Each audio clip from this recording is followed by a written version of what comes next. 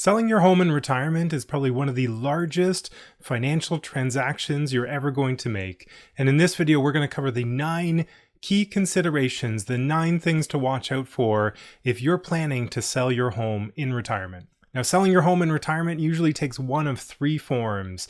It could be a sale and then renting. It could be a sale and then a downsize to a smaller home, or it could be a sale when you enter long-term care later in retirement. Now, regardless of the reason for the sale, there are still 9 key things that we want to watch out for if you're planning to sell your home in retirement. Now, the number one thing to watch out for when selling your home in retirement is not actually around the sale itself, it's what to do with the cash after the sale has closed. If you sell your home in retirement, chances are you have a large amount of cash to invest. Your home's probably appreciated in value, your mortgage has been paid down over time, and when you sell, that equity gets freed up and it can be quite significant. It could easily double, triple, or quadruple the size of your investment portfolio.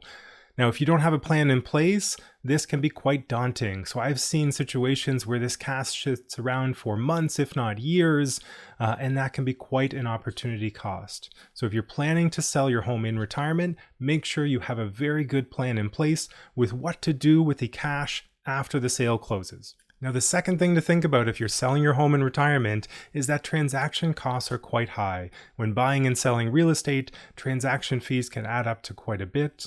On the sell side, we could have realtor fees, lawyer fees, or moving fees. These can easily add up to 4 to 6% of the property value. When you're on the buy side, if you're downsizing, there's another set of fees there. You could have land transfer tax, again, lawyer fees, and there could be fees or expenses as you move into the new property, maybe for making it your own, doing some small renovations.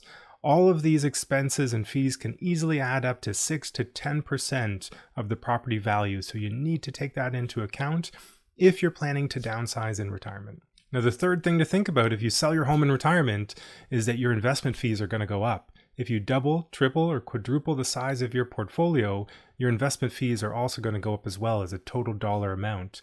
This might be a good time to renegotiate your investment fees with your investment advisor, look for a low-cost portfolio manager, or even switch to a lower-cost investment option. It's not unreasonable for $1 million portfolio to be incurring $25,000 in investment fees every year, so this is a good time to take a close look at your investment portfolio. Now, the fourth big consideration when selling your home in retirement is that with a larger portfolio, your portfolio fluctuations are going to be much, much larger.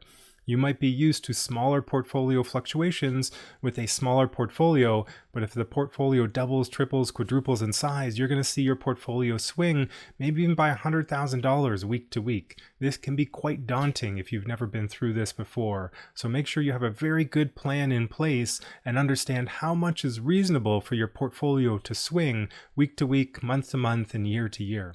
Now, the fifth thing to think about if you're selling your home in retirement is this could be a really great time to consider an annuity purchase. An annuity is an insurance product. You're trading a certain amount of money for a guaranteed investment return from the insurance company. And it can be a great time to consider an annuity purchase if you're selling your home in your 70s. In your 70s, typically insurance annuity payments start to go up. And this can be a great time to consider reducing the risk on your investment portfolio, reducing investment risk, and reducing longevity risk by purchasing an annuity with part of the proceeds. Make sure you look at a scenario with an annuity purchase versus just a pure investment scenario, just to see what the pros and cons look like. Now, the sixth thing to consider if you're selling your home in retirement is that you are increasing your inflation rate risk. One of the things that's great about owning a home in retirement is that you are hedged against inflation. Sure, property tax and utilities might go up with inflation, but a large amount of your housing costs are already locked in. If you sell your home in retirement, you're now more susceptible to higher rates of inflation. So if you're renting in retirement, you want to think about rent-controlled apartments and something that can hedge your inflation rate risk. Now, the seventh interesting thing to consider if you're selling your home in retirement is that your tax is going to go up. With a much larger investment portfolio and it's generating more investment income, the simple fact is that you're going to be paying much more tax than you were when you were owning a home. So that's something to think about because we need to pay rental costs after-tax investment proceeds. So your marginal tax rate becomes much, much more important if you're selling a home in retirement and you're investing the proceeds of the home sale. Now, the eighth thing to consider if selling your home in retirement, and this is very important, is that you might lose your guaranteed income supplement. It's very important to watch out for government benefit clawbacks when you're selling your home in retirement. The fact is that when you sell your home and you invest the proceeds, that investment income is going to be taxable income on your tax return, and it is going to trigger clawbacks on GIS benefit, guaranteed income supplement, and other government benefits as well. It could be that you're generating so much investment income from that portfolio that you lose all these benefits. So not only are you paying more income tax, but you're also paying all these clawbacks on government benefits as well. Now, the ninth and the final consideration when selling your home in retirement and switching into a rental unit is that you do have less housing stability. One of the great things about owning a home in retirement is it does provide a lot of housing stability. If you switch to a rental, you need to think about things that will provide housing stability. So long-term rental buildings, buildings with rent control, these are important factors to consider because you want to stay in that unit for 10, 20 plus years, and you don't want to have to be searching for a new rental apartment late in retirement. Now, there are a lot of important considerations when selling your home in retirement. We've touched on 9 of those considerations. If you want to see more detail, I'll put a link in the description to a blog post where we've gone over these in more detail.